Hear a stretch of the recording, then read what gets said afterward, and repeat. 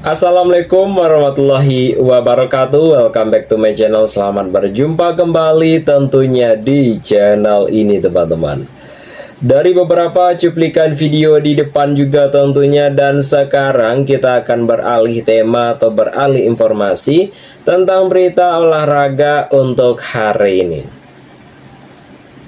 Bagi teman-temanku semuanya yang baru berjumpa atau yang baru bergabung, silahkan ya tinggalkan jejak dengan cara berkomentar di video ini jika pembahasan yang kami sampaikan merupakan pembahasan yang menarik tentunya teman-teman. Baik ya, untuk pembahasan yang akan kita bahas untuk hari ini yaitu adalah berikut inilah efek Michael Carrick ya. Ambil satu aturan sederhana yang bisa mengubah wajah Manchester United ya. Hal yang menarik juga ya teman-teman, bahwa Manchester United telah memasuki fase baru juga semenjak Michael Carrick yaitu ditunjuk sebagai pelatih atau kepala pelatih hingga akhir musim. Dan bukan hanya hasil di lapangan yang berubah, tetapi juga detail kecil di balik layar yang ternyata berdampak besar pada performa tim. Baik itu dari Carrick sendiri langsung mencuri perhatian setelah membawa Manchester United meraih 3 kemenangan beruntun, dan Manchester City baik itu dari Arsenal dan Fulham berhasil ditaklukkan, baik itu dalam sebuah pencapaian yang membuat setan merah kembali bersaing di papan atas Premier League. Di balik rentetan hasil positif tersebut, untuk Carrick sendiri melakukan penyesuaian yang terbilang sederhana tetapi sangat signifikan, dan ini berani untuk menyentuh kebiasaan lama yang sudah mengakar ya semenjak era Erik ten Hag hingga Ruben Amorim. Salah satu keputusan kecil menjadi sorotan utama baik itu dari Carrick sendiri dalam menghapus sebuah kewajiban latihan sehari setelah pertandingan, yaitu dalam sebuah kebijakan yang sebelumnya nyaris tidak pernah disentuh oleh para pendahulunya di Old Trafford tentunya. Menghapus rutinitas lama, menyegarkan ruang ganti. Yaitu Michael Carrick sendiri tentunya teman-temanku semuanya, yaitu telah memutuskan untuk meniadakan latihan sehari setelah pertandingan kompetitif sebagai penggantinya. Ia juga memberikan waktu atau hari istirahat penuh kepada para pemain dalam waktu 24 jam pertama setelah laga tersebut.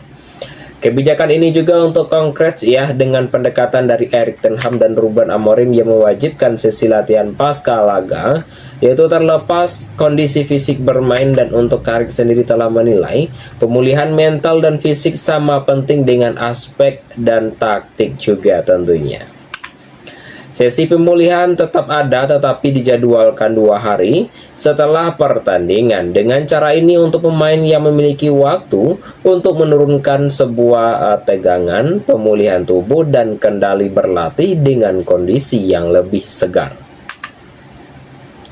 Perubahan ini disambut positif di ruang ganti, baik itu dari sebuah identitas pertandingan Premier League yang kini membuat kebijakan untuk Carrick terasa relevan.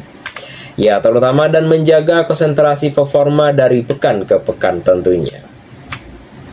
Sentuhan Carrick di dalam dan di luar lapangan.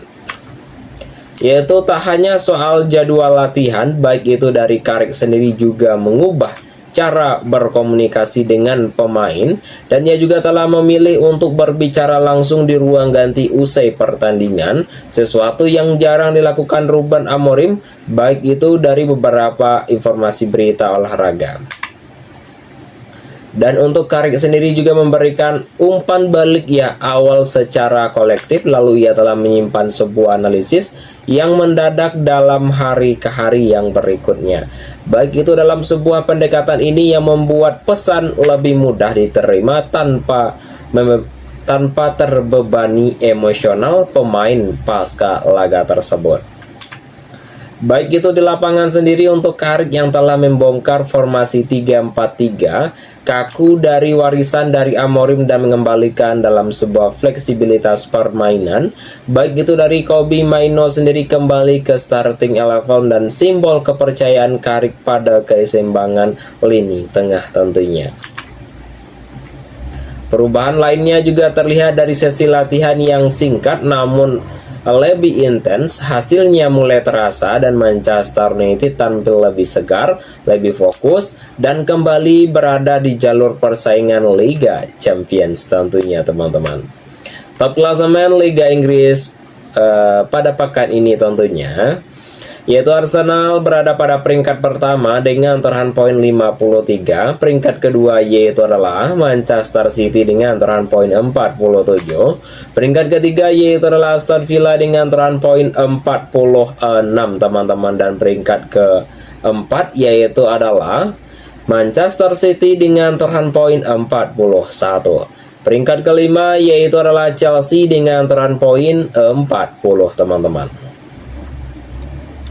Untuk yang berikutnya kita akan masuk ke dalam pembahasan yang berikutnya teman-temanku semuanya, yaitu dengan pembahasan yang tak kalah menarik tentunya, yaitu yang akan kita bahas di segmen kedua untuk video kita untuk hari ini juga untuk teman-temanku semuanya, yaitu dengan pembahasan Alejandro Garnacho, harga 40 juta euro dan uji kesabaran di Chelsea teman-teman. Apakah maksudnya akan kita bahas juga tentunya, yaitu Alejandro Garnacho sendiri tentunya, yaitu pernah dipandang sebagai simbol masa depan Manchester United. Winger muda penuh keberanian, tak ragu menantang bek lawan, namun ya untuk statusnya kini terasa jauh semenjak pindahannya ke Chelsea pada musim panas lalu,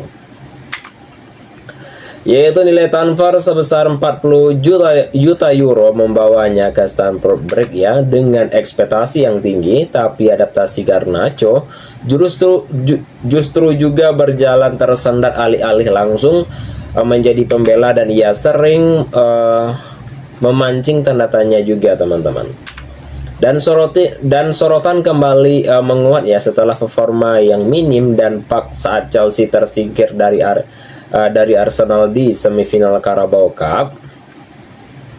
Di tengah tekanan publik tersebut dan tuntutan yang instan, baik itu dalam perjalanan Garnacho memasuki fase yang paling krusial dalam karir mudanya tentunya teman-teman.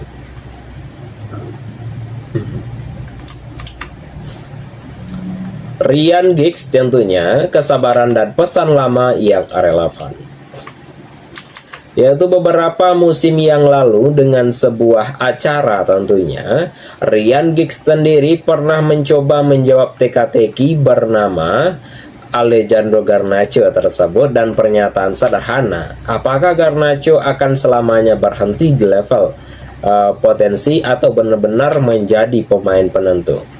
Untuk Giggs sendiri telah menjawab dengan merujuk pengalaman pribadinya di Old Trafford sendiri tentunya, yaitu mengulang nasihat yang lama dari Brian Cage ya tentunya ketika ia masih remaja. Intinya pemain sayap itu harus berani terus mencoba meski yaitu 9 dari 10 percobaan berujung kegagalan. Baik itu menurut Giggs sendiri, Garnacho memiliki sebuah keberanian dan ia telah mengaku untuk sang winger kerap membuat frustasi, kehilangan bola bahkan mengganggu ritme tim, namun pada akhirnya selalu ada momen ketika keberanian tersebut melahirkan sesuatu yang menentukan. Pesan tersebut terasa semakin relevan sekarang ketika Garnacho justru berada di lingkaran yang menentukan hasil yang cepat dan minimnya toleransi terhadap proses tersebut. Awal sulit di Stamford Bridge dan sorotan publik, yaitu Chelsea ya tentu ya bukan klub dikenal sabar juga terhadap rekrutan mahal ya semenjak ia datang juga dari Manchester United. Garnacho langsung berada di bawah mikroskop ya, terutama ketika kontribusinya tak sebanding dengan harga transfer tersebut, dan penampilannya melawan Arsenal di leg kedua semifinal Carabao Cup menjadi contoh ya tentunya, contoh yang nyata, yaitu masuk pada menit ke-75 saat Chelsea tertinggal agregat 2-3 dan membutuhkan daya gedor. Garnacho justru tampil aman dan umpannya cenderung ke belakang atau ke samping tanpa keberanian menantang bek lawan. Pengamatan itu ditegaskan oleh Jamie Redknapp Dalam sebuah analisis yang pasca laga, sementara dari Gary Neville menilai kepercayaan dari Garnacho terlihat runtuh. Situasi yang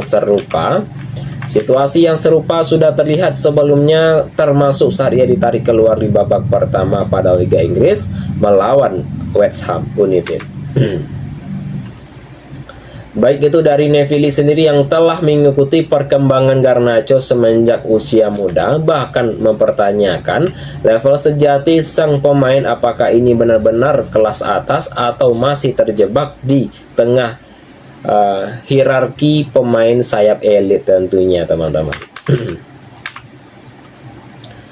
Statistik, tekanan harga, dan realita Chelsea. Ya, secara angka ya memang ya teman-teman, untuk kontribusi dari Garnacho sendiri itu di Chelsea belum sepenuhnya mencerminkan kegagalan total dan 27 penampilan, dan dia telah mencetak 6 gol dengan 10 diantaranya datang sebagai pemain pengganti. Namun ya, detailnya pembicaraan ini, hanya 1 gol yang tercipta pada Liga Inggris. 2 gol yang lahir di Carabao Cup melawan dari Cardiff City di Ligue 1. Baik itu, sementara satunya dicetak ke gawang dari Karabakh di Liga Champions. 2 gol tersebut datang saat melawan Arsenal di leg pertama semifinal Carabao Cup, dan ironisnya tidak berlanjut menjadi momen yang positif teman-teman. Dan untuk yang berikutnya, yaitu adalah tekanan publik terasa nyata juga, yaitu terutama saat Chelsea menjamu West Ham dan Garnacho kesulitan total menghadapi Aaron ya, yaitu dan kembali menjadi korban pergantian di babak pertama, dan itu sudah kali ketiga ia mengalami hal tersebut di Liga Inggris pada musim ini. Yaitu untuk yang berbeda dengan situasi di Manchester United sebagai produk yang akademi, Garnacho kini tak lagi mendapatkan kelonggaran emosional di Chelsea. Status dari rekrutan mahalnya berarti untuk pembuktian harus datang secepat mungkin tentunya. Taktik usia, saya ulangi lagi, yaitu adalah taktik usia dan konkret yang tidak sederhana. Yaitu dibalik adanya konkret tersebut yang ada bisa diabaikan, baik itu dalam sebuah pendekatan Chelsea di bawah Liam Rossoneri dan sebelumnya Enzo Maresca, tidak selalu ramah bagi winger yang mengandalkan ruang. Baik itu untuk dominasi, penguasaan bola lambat ya, membuat lawan sering bertahan rendah, dan untuk sementara fullback ya, Chelsea jarang melakukan overlap. Akibatnya Garnacho kerap menerima bola dengan 2 back di depan dan ruang sempit, opsi terbatas, dan tuntutan keputusan cepat menjadi kombinasi yang sulit terutama bagi pemain yang berusia 21 tahun tersebut. Untuk yang berikutnya teman-temanku semuanya, kita akan masuk ke dalam pembahasan akhir video kita untuk hari ini yang akan kami sajikan untuk teman-temanku semuanya. Bagi teman-temanku semuanya yang baru berjumpa atau yang baru bergabung ya, silahkan tinggalkan jejak dengan cara berkomentar di video ini jika pembahasan yang kami sampaikan merupakan pembahasan yang sangat menarik. Pembahasan yang berikutnya yaitu adalah Real Madrid melirik Chelsea. Saya ulangi lagi ya teman-temanku semuanya, yaitu adalah Real Madrid melirik Chelsea, pasang harga tinggi untuk Enzo Fernandez. Apakah maksudnya akan kita bahas juga. Yaitu Chelsea bersiap mengambil sikap terkait masa depan dari Enzo Fernandez. Ketertarikan dari Real Madrid terus menguat. Tetapi untuk klub London itu disebut sudah menarik garis finansial yang jelas. Baik itu dalam sebuah laporan dari Spanyol juga telah menyebutkan untuk Chelsea tidak bermain membuka negosiasi dengan mudah, dan untuk penilaian yang tinggi yang dipasang yaitu telah menunjukkan betapa pentingnya peran untuk gelandang asal Argentina tersebut dalam rencana klub. Dengan kontrak dalam jangka panjang yang masih mengikat ya, untuk Chelsea berada dalam posisi tawar yang sulit, dan untuk situasi ini juga yang membuat masa depan dari Fernandes menjadi salah satu isu transfer yang paling disoroti. Harga tinggi sebagai pesan Chelsea. Yaitu menurut dari Mundo Deportivo ya, Chelsea juga telah menetapkan harga minim 100 juta euro untuk Enzo Fernandez. Angka tersebut bahkan diyakini bisa mendekati 120 juta euro sebelum pembicaraan dianggap realistis. Dan untuk harga itu telah mencerminkan bagaimana Chelsea juga menilai untuk sang pemain Fernandes yang juga didatangkan melalui transfer besar senilai sekitar 107 pound sterling, baik itu dalam sebuah investasi yang ingin terus dilindungi klub tersebut. Dengan tidak adanya tekanan untuk menjual, dan Chelsea juga diperkirakan hanya akan melepas Fernandes jika tawaran itu benar-benar mencerminkan nilai strategis dan finansial bagi tim. Baik itu dari posisi Fernandes sendiri yang membuat klub tersebut dari sudut pandang Chelsea dan Enzo Fernandez tetap menjadi bagian inti dari proyek dalam jangka panjang. Klub melihat juga sebagai sosok sentral di lini tengah, bukan pemain yang disiapkan untuk dilepas. Dan untuk performa tim itu sendiri tidak konsisten, dan Fernandes juga dinilai sebagai salah satu pemain yang paling diandalkan dan kontribusinya dalam penguasaan bola dan untuk distribusi umpan dan sebuah kepemimpinan, yaitu menjadi nilai tambahan yang sulit digantikan, teman-teman. Dan untuk pandangan internal yaitu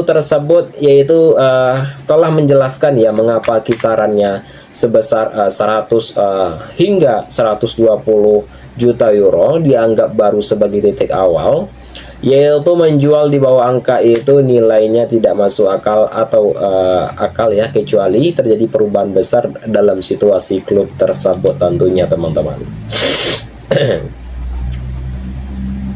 Dan untuk yang berikutnya kita akan masuk sedikit ya ke dalam informasi yang berikutnya, yaitu adalah Endrick mendadak Endrick ya, permainannya bagus di Lyon, cetak 1 gol spektakuler, jadi ancaman baru di Ligue 1 tentunya, teman-teman.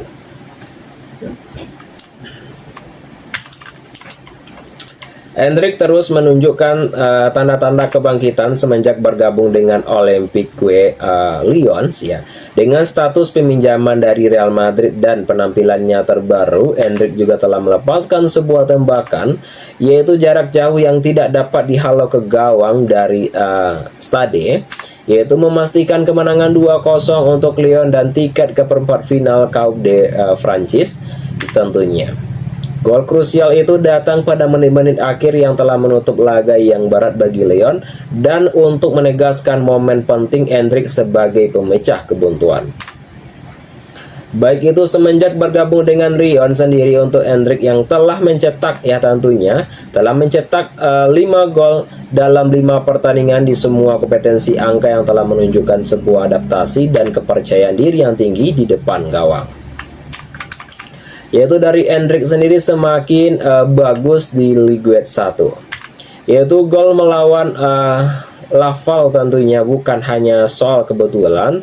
Rekaman aksi yang telah menunjukkan Endrick penguasaan bola di luar kotak penalti melewati satu pemain dan melepaskan tembakan keras yang menyasar ke sudut gawang.